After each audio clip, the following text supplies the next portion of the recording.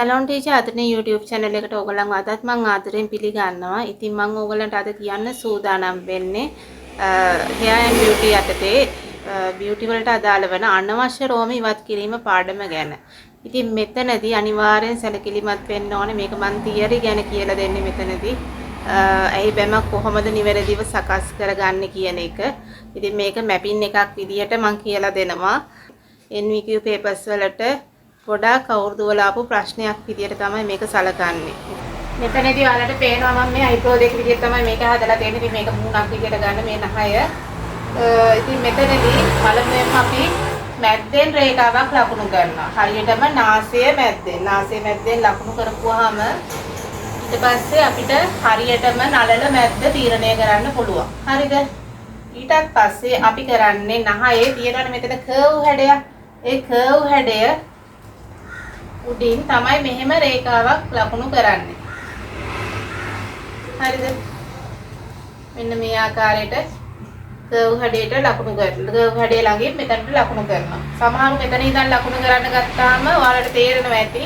මෙහෙම එතකොට ඇහි මෙතන මුල හරහා තමයි යන්නේ. එතකොට මෙතන ටිකක් මේ ටික ඉතුරු වෙනවා. මේ ටික එතකොට පන්නලා තමයි අපි වැඩේ කරන්නේ. ඒක සාර්ථක නැහැ. ඊටත් පස්සේ අපි කරන්නේ අයිබ්‍රෝ එක මැද්ද හොයාගන්න. ඉතින් ඒක කරන්නේ අපි මෙතන නෝස් එන්ඩ් එකේ ඉඳන්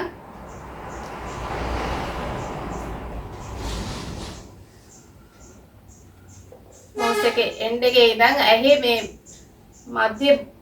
මැද තියෙනවානේ බෝලයක් වගේ එකක්.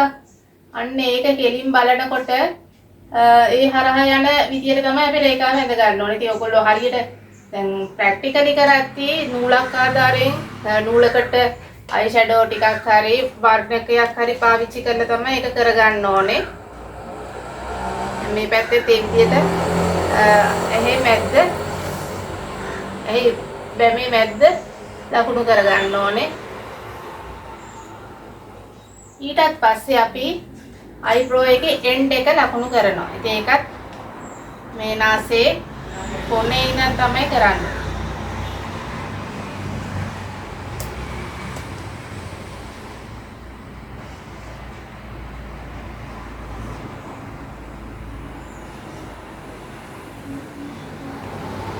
මෙන්න මේ ආකාරයට නාසයේ කොනේ ඉඳන් අයිබ්‍රෝ එක එන්ඩ් එක දක්වා අපි ලකුණු කරගන්නවා. එතකොට ගොඩාක් ලේසි ඇහි බෑමක රෝම ගලව ගන්න පහසුයි. ඉතා පහසුවෙන් ගලව ගන්න පුළුවන්. දැන් අපි බලමු අයිබ්‍රෝ එක height එක සහ length එක. ඒ කියන්නේ උස සහ දිග කොහොමද තීරණය කරන්නේ කියන එක. ඉතින් මෙතනදී ඕගොල්ලෝ දැන් මෙතන මෙහෙම රේඛා තුනක් තියෙනවනේ. අපි යට මෙන්න මේ දැන් මෙහෙම යා කරපු ලක්ෂ දෙක තියෙනවානේ. මෙන්න මේ ලක්ෂ දෙක මාක් කරගන්න යට ලයින් එකට. හරිද? ඒ දෙක යා කරගන්න. මෙන්න මේ විදියට මේවා එකිනෙකට සම්බන්ධ වෙන විදියට යා කරගන්න. ඒතර තමයි අයිබ්‍රෝ එක හරියට බැලන්ස් කරලා ගන්න පුළුවන්. ඒ වගේම තමයි ඒක මේ thickness එක ගන්න අනිත් එකත් ඒ වගේම කරන්න ඕනේ. මෙතන ලක්ෂයේ ඉඳන් මෙතනට ඔයගොල්ලෝ පැන්සලෙන් කරද්දී තාමත් පහසුවෙන් කරගන්න පුළුවන්. මෙන්න මේ ආකාරයට යා කරගත්තා. හරිද? ඊටත් පස්සේ ඔයගොල්ලන්ට පේනවනේ මැද කොටු දෙක. මේ මැද කොටු දෙකේ හරියටම මේ කොන් දෙක යා වෙන විදියට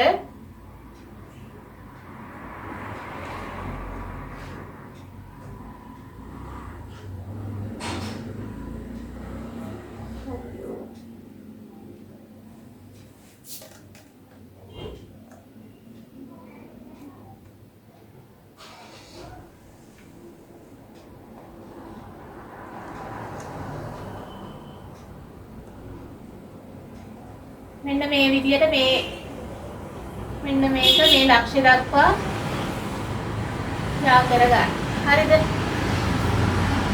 මෙන්න මේ විදියට. හරිද? ඊටත් පස්සේ මෙතන ඉඳන් මෙතනට අගට මෙතන ලක්ෂ්‍ය ඉඳන් මෙන්න මේ ලක්ෂ්‍ය දක්වා යා කරගන්න. ඊට පස්සේ මේ පැත්තේ තේ විදිහටමයි මෙතන කොනේ ඉඳන් මෙන්න මෙතනට යා කර ගන්න.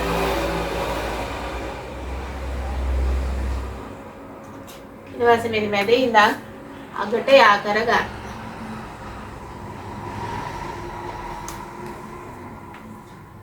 ඉතින් දැන් මේ උස තීරණය කරන්නේ. උස අපි තීරණය කරලා ඉවරයි. දැන් යට තීරණය කරන්නේ මෙන්න මෙතන ඉඳන් මෙතනට යා කර ගන්නවා. මෙන්න මේ විදිහට චුට්ටක් ඇලයක් තියලා තමයි කරන්නේ. මෙන්න මේ විදිහට යා කරගෙන ඊළඟට මෙතන ඉඳන් මෙතනට යා කර ගන්න. මෙතනදිත් එහෙමයි. මේ විදිහට යා කරගෙන මේ විදිහට යා කර ගන්න. දැන් ඔයගලන්ට යම් හැඩතලයක් පේනවා. දැන් මෙතන මම මකලා පෙන්නන්නම්කෝ. මෙන්න මේ ටික මකලා පෙන්නුවාම ඔයගලන්ට වඩාත් පැහැදිලි වෙයි. අයිබ්‍රෝ එක හරිම හැඩය.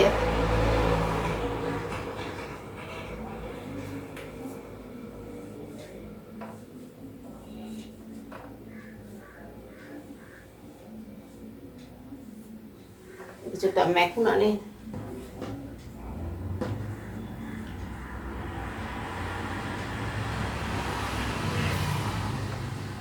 ඉතින් මේක ඔයගොල්ලෝ පැන්සලකින් පෑනකින් අඳිනකොට මෙච්චර අපහසු වෙන්නේ නැහැ.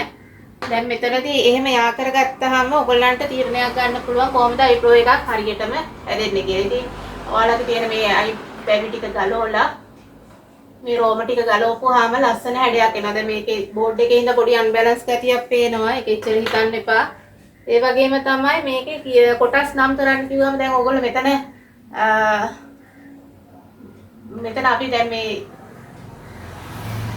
නහය මුලේ ඉඳන් මෙතනට මේවා කරන්නේ. ඒකට අපි කියන්නේ පිපින් ප්‍රෝ කියලා. පිපින් ප්‍රෝ. එතකොට මෙතනට කියන්නේ හයි ප්‍රෝ. high point කියලා කියන්න පුළුවන්. high point කියමුකෝ. high point මේකේ end brow. ඉතින් මේක තමයි ඔයගොල්ලන්ගෙන් බලාපොරොත්තු වෙන උත්තරේ. මේ පැත්තටත් ඒ වගේ මාක් කරගන්න. ඉතින් මෙතනදී මේ eyebrow එකක් හරියට හදාගන්න කොහොමද ඔයගොල්ලෝ දැනුවත් වෙන්නේ කියන එක තමයි අපි මේ ප්‍රශ්නයෙන් බලාපොරොත්තු වෙන්නේ. ඉතින් මේ විදියට ඔයගොල්ලෝ කරගත්තොත් ඔයගලට වඩාත් පහසු වෙනවා. ඉතින් කියන පාඩම යටතේ මම ඔයගලන්ට දැන් පැහැදිලි කරේ කොහොමද eyebrow එකක් නිවැරදිව සලකුණු කරලා කොහොමද මෙෂර් කරගන්නේ කියන එක. ඉතින් එතනදී ඔයගලන්ට විධිමත්ව පුළුවන් බැලන්ස් කරගන්න. ඉතින් ඔයගොල්ලෝ ප්‍රැක්ටිකල් කරද්දී ඇත්තටම මේ වගේ නූල් බෝල් එකට නූලක් ආධාරයෙන් අයි ෂැඩෝ පවුඩර් ටිකක් ගාලා ඔයගලන්ට හරියට මේ මෙෂර් කරගන්න පහසුයි. ඉතින් ඔයගොල්ලෝ ගොඩක් ඔය සැලොන් කරන අය මුල් කාලේදී ටිකක් බය වෙනවානේ කොහොමද eyebrow එකක් හරියට මෙෂර් කරලා කරන්න කියන එක. ඉතින් ඇත්තටම ওই විදිහට කරොත් ඔයගොල්ලන්ට ටික කාලයක් යනකම් ඔයගලන්ට eyebrow එකේ බැලන්ස් එක ගන්න දන්නවා. එතකොට ඊට පස්සේ ඇත්තටම ඒ විදිහට මෙෂර් කරන්න අවශ්‍යත් නැහැ. මොකද එතකොට කුරුවක් තියෙනවනේ. ඉතින් ওই විදිහට පුරුදු වුණාම ඔයගලන්ට පුළුවන් හරියට eyebrow එක බැලන්ස් කරගෙන යන්න. ඉතින් මේ වීඩියෝ එක අනේ ඔයගලන්ට යම් ගැටලු තියෙනවා නම් අනිවාර්යෙන් කමෙන්ට් කරන්න. එහෙම ඉස්සරහටත් මේ වගේ වටින වීඩියෝ රසක් බලාපොරොත්තු වෙමින් අදට ඔයගලන්ගේ සමු ගන්න. ස්තුතියි.